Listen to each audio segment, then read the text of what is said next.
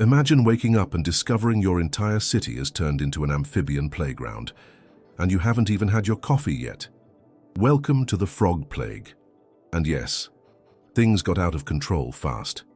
Egypt had been rejecting Moses' request repeatedly, almost like Pharaoh was collecting bad decisions the way some people collect parking tickets.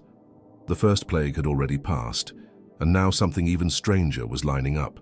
It was the kind of chaos nobody asked for, but that shows up perfectly on time anyway. Basically, it was like expecting a serious reply and receiving a flood of memes instead. The warning had been given. Pharaoh kept his classic no, and everyone could feel that something unusual was about to happen. Not dramatic, not explosive, just weird.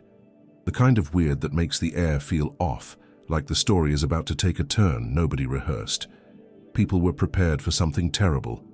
Soldiers on alert, families bracing themselves, the whole nation expecting thunder, darkness, explosions, something appropriately epic for a divine intervention.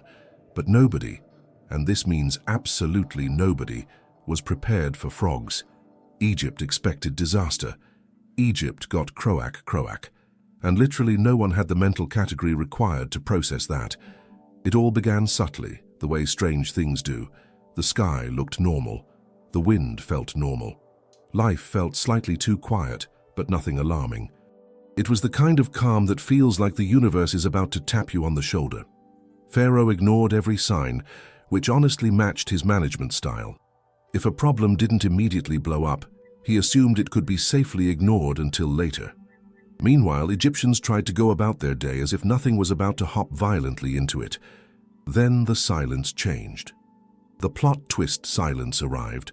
Not peaceful silence, no birds, no market noise, no chatter. The kind of silence that makes people stop mid-sentence and squint at the horizon like, wait, did the soundtrack just cut out? The first croak broke the tension. One frog, just one. Not a threat, more of an inconvenience. Then came another, and another, and then a concerning number of croaks echoing across the city. People glanced around. Please tell me that's not the plague. It was, but the frogs didn't arrive politely. They came with the confidence of guests who believed they were invited. One hopped into a courtyard, another into a kitchen. Then more appeared near the streets, wells, homes, like Egypt had accidentally subscribed to a frog delivery service. What made it even stranger was how completely nonsensical it all felt. Egypt could understand storms, darkness, blood, hail, dramatic, destructive things. But frogs? Frogs everywhere? And the most bizarre part? It didn't make sense, at all. The frogs don't just show up, they invade. At first, people think it's just a cluster near the river, maybe a seasonal thing, maybe nature acting weird again. But within minutes, Egypt realizes this is not a few frogs exploring.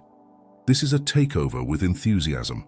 Frogs slide into houses, frogs hop into bedrooms, frogs pop out of ovens, frogs land inside bowls. Frogs insert themselves into every possible part of daily life. Basically, frogs at the whole national hangout. And in every place where you absolutely do not want to hear a croak, there it is. Croak. It's like the entire country accidentally switched to water park mode, except there's no water, just frogs. A full aquatic theme park with zero aquatic logic. Daily life collapses almost instantly. Cooking becomes a gamble. Walking across a room sounds like stepping on a living drum set. People try to have conversations, but every sentence is interrupted by a loud croak from some unpredictable corner. Even neighborhood gossip becomes an impossible mission. Try whispering when a frog keeps launching itself onto someone's shoulder, like it wants to join the conversation. Egypt can't ignore it. Israel can't ignore it. Even Pharaoh, specialized in ignoring everything, can't pretend this one isn't happening. And that's exactly the point. The plague is annoying, not deadly. It ruins routines, not buildings. It destroys comfort, not infrastructure. It's the kind of disaster that feels intentional in the most confusing way possible, profoundly strange, deeply inconvenient, and absolutely unavoidable. People try to maintain a sense of normalcy, but what does normal even mean when frogs are stuffed inside storage jars and climbing the palace walls like they're on a sightseeing tour? Children scream. Adults panic. Soldiers stand uselessly with spears drawn, realizing there's no tactical formation that stops frogs. Priests pretend they're calm but definitely aren't.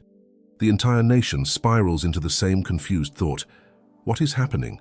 Egypt doesn't understand why this is the chosen plague. Israel doesn't understand how frogs are supposed to prove anything. And Pharaoh, who still refuses to admit he might be wrong about anything, definitely doesn't understand. Everyone expected something dramatic, dangerous, heavy. Instead, they got a plague that looks comedic but feels psychologically exhausting. It doesn't crush Egypt physically. It crushes Egypt's patience, rhythm, dignity, and sleep schedule. And while the entire nation tries to scrape frogs off their floors, out of their cookware, and from the corners of their beds, something else is quietly preparing to escalate the situation even further. Because just when the madness seems complete, something even more absurd happens next. The Egyptian magicians look at the plague and decide to imitate it. Nobody asked them to do that. Nobody needed it. Nobody even hinted at it. But the moment they see frogs filling the streets, the palace, the kitchens, and every corner of Egyptian civilization, the magicians collectively think, yes, let's do that too. Instead of solving anything, they produce even more frogs. It's the equivalent of seeing a leak in your wall and deciding to open another hole just to stay competitive. People stare in disbelief. Egypt is drowning in amphibians, and the official response from the nation's supernatural experts is to add to the population. They don't remove frogs. They don't neutralize frogs. They just increase the frog-to-human ratio for absolutely no reason other than pride. It's like trying to put out a fire by throwing perfumed gasoline on it. Stylish? Maybe. Helpful? Absolutely not. But the magicians aren't here to help. They're here to prove they can keep up. Ancient Egypt was big on ego contests. My power can do that too energy. Whether it was useful or disastrous didn't matter, and right now, it was definitely the second. The palace gets hit first. Moments after the magicians do their miracle, even more frogs hop across the marble floors. Servants stare at them like, seriously? Pharaoh tries to maintain composure, but can't hide the twitch in his eye. The magicians proudly step back like they've achieved something monumental. It's a moment so pointless that it practically demands commentary. Proving power by creating more problems? Yeah, that's a skill as old as history itself, and honestly, it feels like the kind of decision that could only have been made in a meeting at 6:59 p.m., when everyone is tired, hungry, and one bad suggestion away from chaos. You know, the exact time when someone says, "What if we just add more frogs?" Nothing about this plan makes sense. If the goal was to reverse the plague, they failed. If the goal was to impress Pharaoh, they also failed. If the goal was to make Egypt's situation objectively worse, congratulations. Mission accomplished. The country reaches its limit. People have frogs in their beds, frogs in their ovens, frogs interrupting every second sentence, frogs falling from baskets and popping out of jars. And now, thanks to the magicians, there are even more frogs with no expiration date in sight. Pharaoh finally cracks. For the first time since everything started, he's the one to blink. The pressure, the noise, the embarrassment, it all pushes him toward a rare moment of humility. He calls Moses and asks for help, even if he doesn't fully understand what's happening. But even with Pharaoh folding, one thing still doesn't add up. Because up to this point, absolutely nothing explains why this plague is so strange. For Egypt, frogs weren't just frogs. To the Egyptians, frogs carried symbolic weight. They were tied to ideas of fertility, abundance, and divine blessing. They appeared in religious art, stood as cultural icons, and were treated with a kind of respectful distance. In short, frogs were sacred, which made the situation especially uncomfortable. Because now Egypt had sacred symbols everywhere, inside kitchens, inside royal chambers, inside jars, bowls, ovens, and probably inside conversations that never asked for amphibian involvement. These weren't just animals anymore, they were everywhere, all at once in a way nobody could control or even complain about.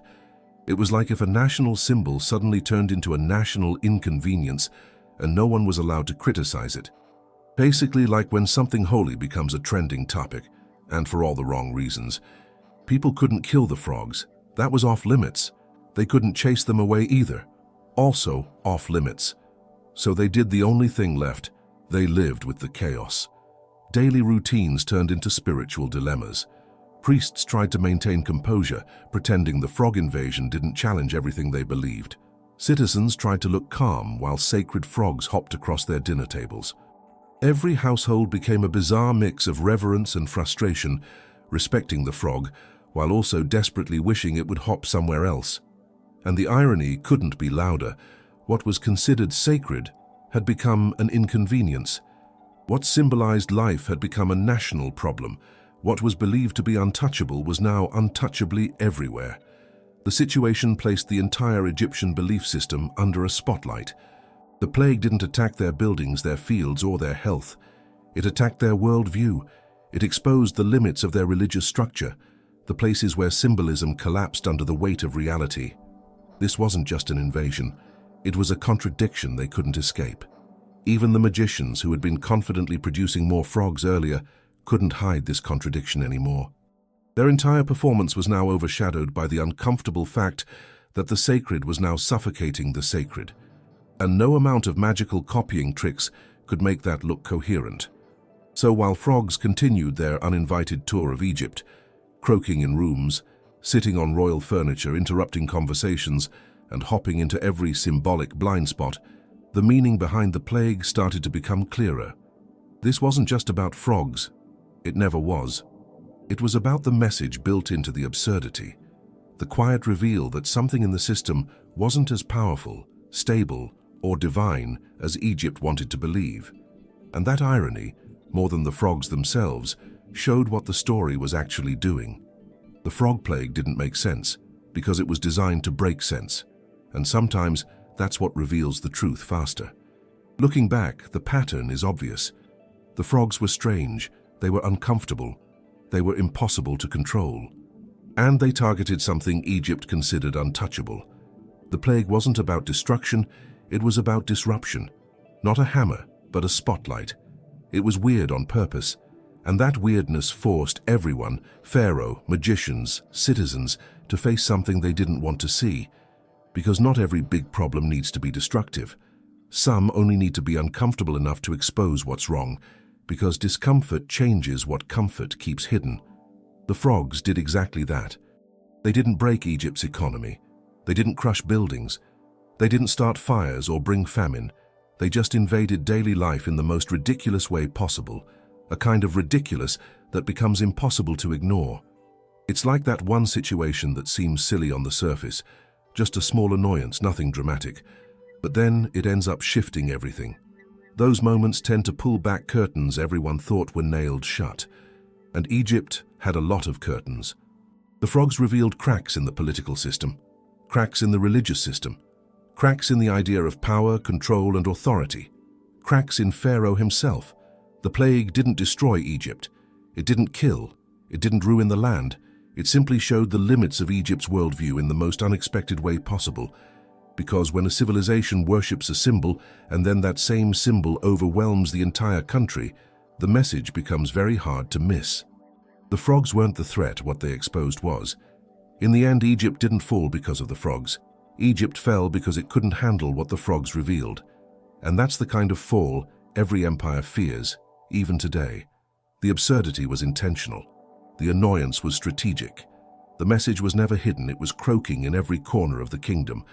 And now that the frogs have hopped off stage, the story is just getting started. Which plague do you want to explore next? The flies, the lice, or the darkness?